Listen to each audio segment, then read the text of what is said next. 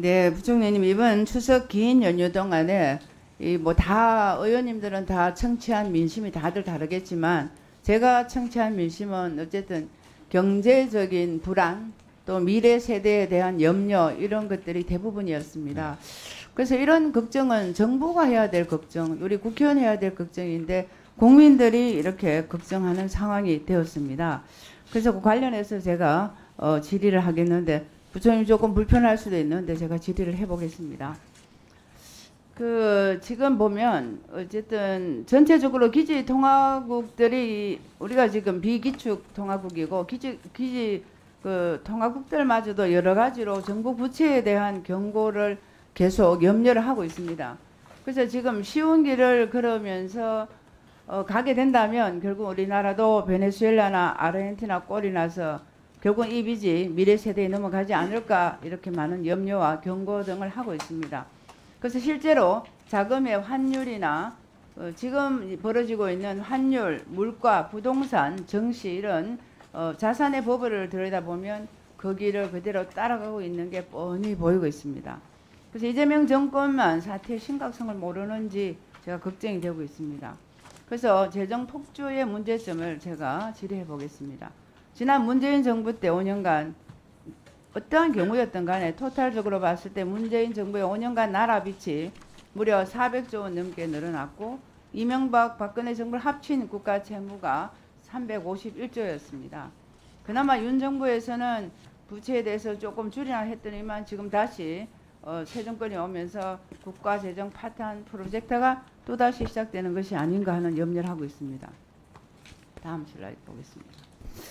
그래서 지금 보시는 화면을 보면 윤석열 정부와 원래 이재명 정부의 국가 채무 전망을 그래프로 나타내고 있습니다. 그래서 국가 채무 2028년 국가 재무 전망이 152조입니다.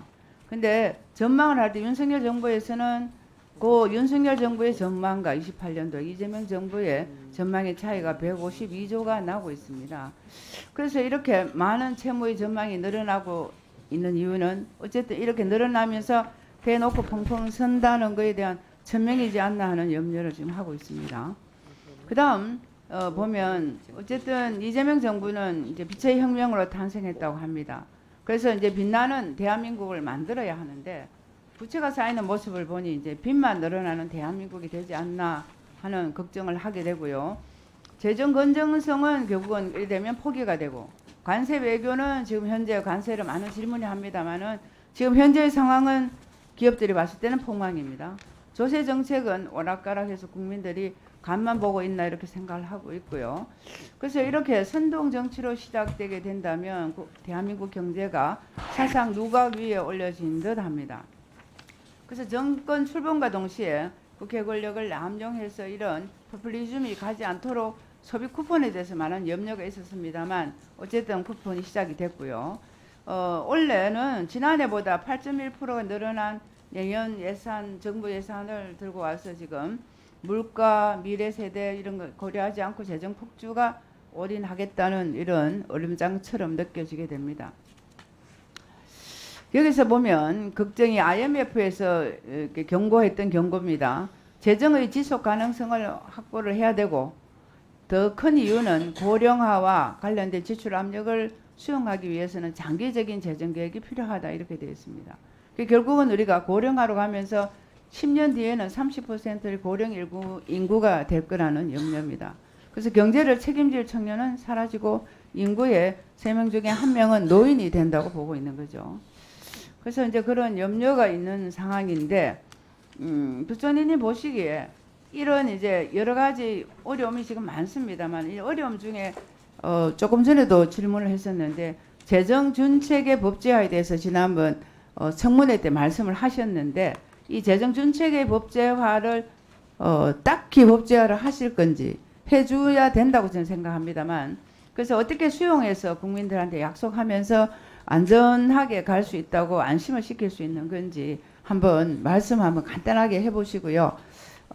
제가 요거 답변하기 전에 제가 하나 말씀드리고 싶은 거는 이게 지금 얼마 전에 프랑스의 사례가 있잖아요. 프랑스에서 지금 이제 블락 에브리띵 시위가 지금 굉장히 많이 발생했습니다. 그래서 결국은 우리 프랑스가 굉장히 선진국에 잘 나가고 했다 하는 프랑스가 지금은 이렇게 확장 재정을 하다 말고 지금 결국은 부채가 늘어나고 신용 등급이 강등이 되면서 결국은 과도하게 된 복지 지출을 줄일 수가 없게 되면서 청년들이 밖으로 나와서 시위를 하게 됐습니다. 그래서 결국은 이런 사태가 왔을 때 미리 예견이야 했겠지만 미리 방지를 못했기 때문에 재정 중독과 선동 정치가 결합했을 때 이런 무서운 파국으로 치닫을 수 있다는 반면 교사를 삼아야 된다고 생각합니다. 그래서 부처님 이런 프랑스의 사례와 우리나라의 이제 부채 사례를 비교해 볼 수가 있는데요. 그 프랑스의 부채 상황을 잘 아시죠, 부총리님? 네. 예. 그래서 국가 부채가 어쨌든 53.4%의 국가 부채가 지금 늘어나게 되는 상황입니다. 그래서 너무 이 누적된 부채 때문에 부담이 많이 오기 때문에 결국은 총리께서는 예산 절감해야 된다.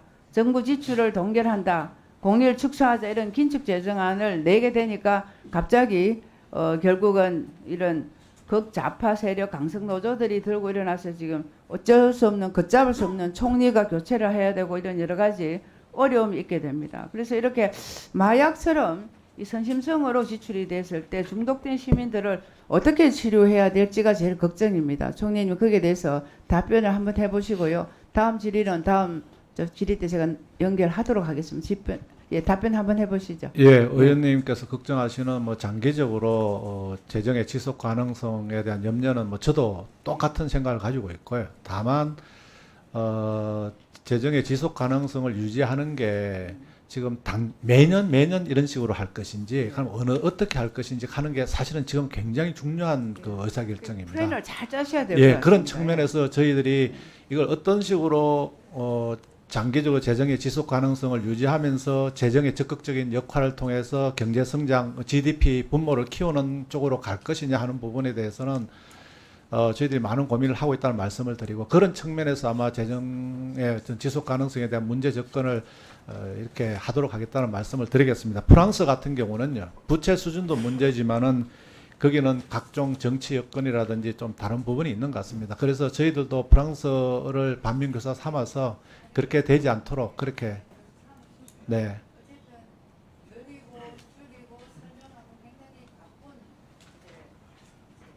네네.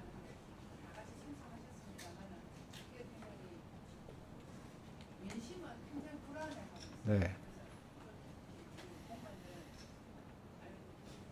네, 감사합니다. 네, 수고하셨습니다.